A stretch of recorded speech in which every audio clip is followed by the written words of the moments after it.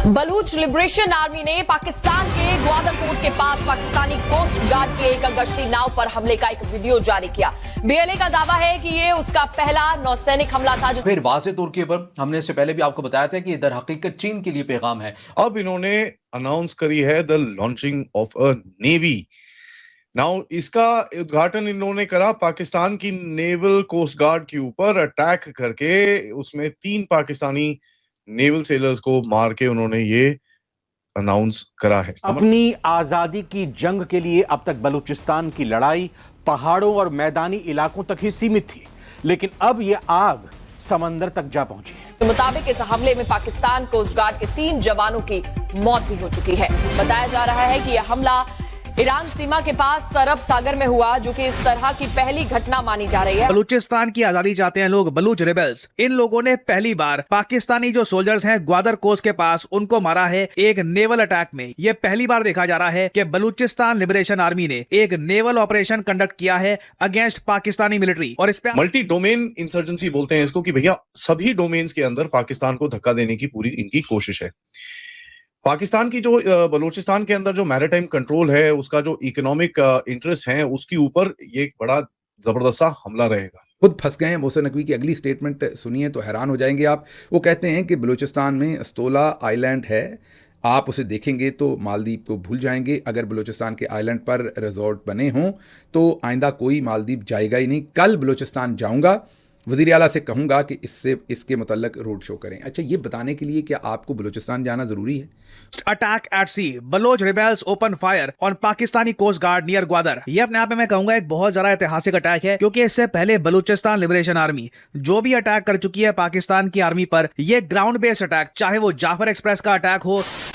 नमस्कार दोस्तों, जय हिंद। जैसा कि आपने क्लिप में देखा, बीएलए ने अपना खुद का नौसेना का उद्घाटन कर दिया है, जिसके साथ ही इतिहास में पहली बार बीएलए ने अपनी नौसेना से 3 पाकिस्तानी सेना को मार गिराया है। इससे पाकिस्तान की मुसीबतें और बढ़ने वाली हैं, क्योंकि इससे पहले बीएलए ने एयर अटैक करना शुरू किया था। रिपोर्ट के अनुसार बलूच लिबरेशन आर्मी बीएलए ने पाकिस्तान के ग्वादर पोर्ट के पास पाकिस्तानी कोस्ट गार्ड की एक गश्ती नाव पर हमले का वीडियो जारी किया है। बीएलए का दावा है कि ये उनका पहला नौसैनिक हमला था, जिसे 12 अप्रैल को अंजाम दिया गया है। वीडियो में कथित तौर पर बीएलए के लड़ाके समुद्र में एक नाव पर हमला करते दिखाई दे रहे हैं। बताया जा रहा है कि ये हमला ईरान सीमा के पास अरब सागर में हुआ है, जो इस तरह की पहली घटना मानी जा रही है। बलूच लिबरेशन आर्मी ने संघर्ष को नई दिशा देते हुए समुद्री मोर्चे पर उतरने की घोषणा की है। बीएलए ने अपने नए नौसैनिक विंग हमाल मैरीटाइम डिफेंस फोर्स HMDF के गठन का दावा किया है और इसे बलूच राष्ट्रीय नौसेना की शुरुआत बताया है। पाकिस्तान के फ्रीडम फाइटर्स की तरफ से बड़ा जबरदस्त ऐलान आया आफ्टर लॉन्चिंग एन एयरफोर्स, जिसके अंदर प्राइमरीली ड्रोन्स हैं। अब इन्होंने अनाउंस करी है the launching of a navy. Now इसका उद्घाटन इन्होंने करा पाकिस्तान की नेवल कोस्ट गार्ड के ऊपर अटैक करके, उसमें 3 पाकिस्तानी नेवल सेलर्स को मार के उन्होंने ये अनाउंस करा है। पहला क्लेम्ड ऑपरेशन ऑफ द हमाल maritime defence force HMDF, Balochistan liberation army की नेवी। नाउ देखिए, नेवी जब आप बोलते हैं उसके अंदर सबसे पहले ख्याल आता है aircraft carrier, submarines, destroyers, frigates और ये सब चीजों में, but this is of course a very, बोलते हैं ना, एक बड़ा स्लो टाइप स्टार्ट है, बड़े छोटे इक्विपमेंट के साथ स्टार्ट है क्या ये, इसके बारे में थोड़ी सी बात करते हैं एंड कहीं ना कहीं ये पता करते हैं कि अगले ऑपरेशंस क्या दिखेंगे। ये कोई एक ऐसी चीज नहीं है, ये एक डोमेन एक्सपेंशन है। डोमेन एक्सपेंशन का क्या मतलब है? डोमेन एक्सपेंशन है कि देखिए, वॉरफेयर के 3-4 लेवल्स होते हैं, 3-4 पैरामीटर्स होते हैं, 3-4 जगह जहां पर लड़ी जाती है। लैंड में लड़ी जाती है, सी में लड़ी जाती है, एयर में लड़ी जाती है। लैंड में तो इनका जो जितने भी फाइटिंग है वो पाकिस्तानी फोर्सेस के साथ आप सारा दिन देखते रहते हैं कि वो ठोकते रहते हैं इनको। एयर के अंदर इन्होंने अपनी ड्रोन फोर्स लॉन्च करी है। Now they have actually come into the ocean, जहां पर ये सी के ऊपर भी पाकिस्तान को, समुद्र पे भी पाकिस्तान को तंग करेंगे। देखिए, हमाल ये जो नेम है, ये एक बड़ा हिस्टोरिकल इनका रेजिस्टेंस फाइटर थे जिनका नाम था हमाल जी बलोच। ये उसकी उनके ऊपर ये चीज रखी गई है। तो कहीं ना कहीं एक बलूचिस्तान की आइडेंटिटी के ऊपर एंड कहीं ना कहीं एक सोवरेनिटी को दिखाने के लिए कि भाई हम एक देश हैं, हम कोई ऐसे फालतू में लड़ाई नहीं कर रहे, हम एक देश हैं जिसके पास लेजिटिमेट फोर्सेस हैं, लेजिटिमेट मिलिट्री फोर्स है, लैंड की है, सी की है, एयर की है, चाहे बड़ी बेसिक लेवल पे हो बट हमारे पास है।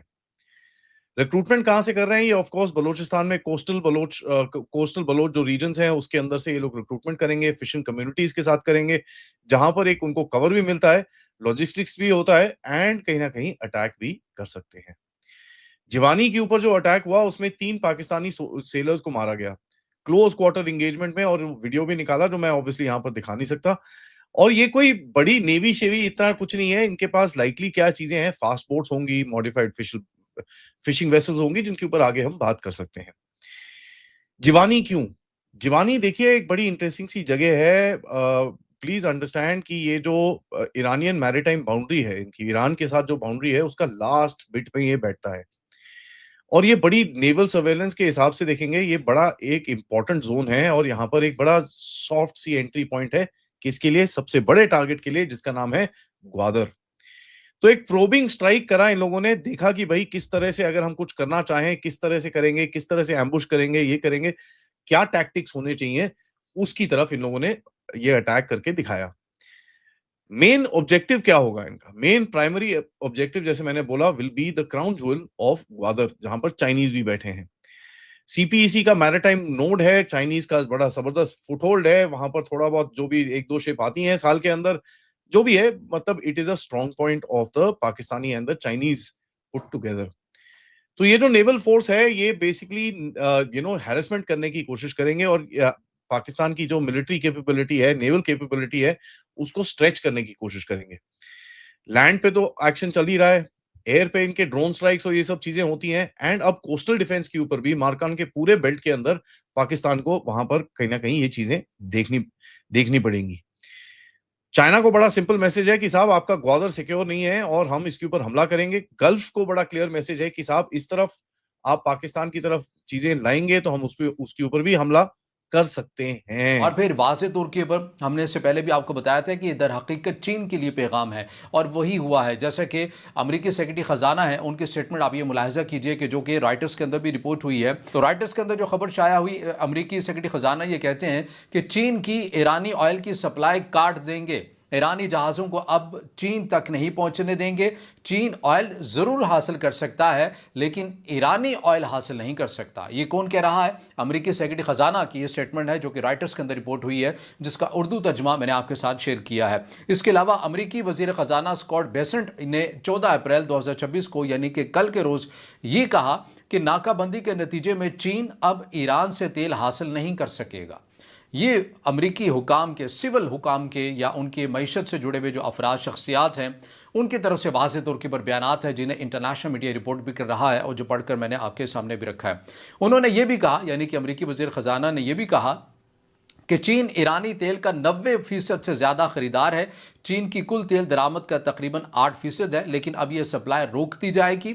चीन को दीगर ज़राए से तेल मिल सकता है मगर ईरानी तेल नहीं मिल सकता। ये वाज़े तौर के पर इंतबा जो है ये जारी किया गया। अच्छा, और भी मज़ीद अपडेट्स हैं। वाल स्ट्रीट जर्नल की खबर भी हमारे सामने आती है। वाल स्ट्रीट जर्नल के मुताबिक अमरीकी नेवी अब तक 8 जहाज़ों को रोककर उन्हें वापस भेज चुकी है। इसकी मज़ीद तफसीलात मैं आपके सामने रखता हूँ। ये खबर बताती है कि नाकाबंदी शुरू होने के बाद अमरीकी नेवी ने ईरानी बंदरगाहों से मुंसलिक 8 ऑयल टैंकर्स को रोका। ये सब रेडियो कम्युनिकेशन के जरिए हुआ, यानी जहाज़ों से राबता करके उन्हें वापस जाने की हिदायत की गई। अब तक कोई फौजी कार्रवाई नहीं हुई, सिर्फ वार्निंग और वापसी की हिदायत दी गई है। ये खबर वाल स्ट्रीट जर्नल रिपोर्ट कर रहा है, यानी अमरीकी हुकाम की तरफ से रेडियो कम्युनिकेशन के जरिए यह हिदायत की गई कि आप जो हैं वो वापस चले जाएं, वरना आपके खिलाफ कार्रवाई भी हो सकती है। और उन जहाज़ों ने रेडियो कम्युनिकेशन से आने वाले अमरीकी